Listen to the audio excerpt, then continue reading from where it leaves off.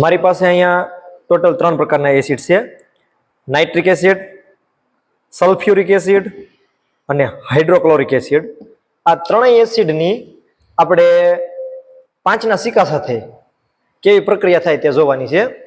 સૌથી પહેલા બીકરમાં હું નાખીશ નાઇટ્રિક એસિડ, બીજા બીકરની અંદર સલ્ફ્યુરિક એસિડ અને લાસ્ટ વાળા બીકરની અંદર હાઇડ્રોક્લોરિક એસિડ.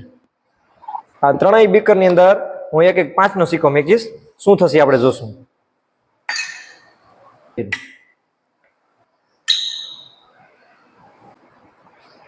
નાઇટ્રિક એસિડ ની અંદર રિએક્શન થાય છે. સલ્ફ્યુરિક એસિડ અને હાઇડ્રોક્લોરિક એસિડ ની અંદર રિએક્શન થતી નથી. બ્રાઉન કલરનો જે ઉપર ધુમાડો નીકળે છે તે નાઇટ્રોજન ડાયોક્સાઇડનો છે.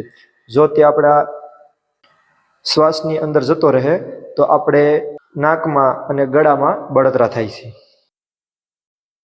હવે નાઇટ્રિક એસિડમાંથી આપણે 5ના સિક્કાને બહાર કાઢીને જોઈએ કે 5ના સિક્કાની હાલત કેવી થઈ છે.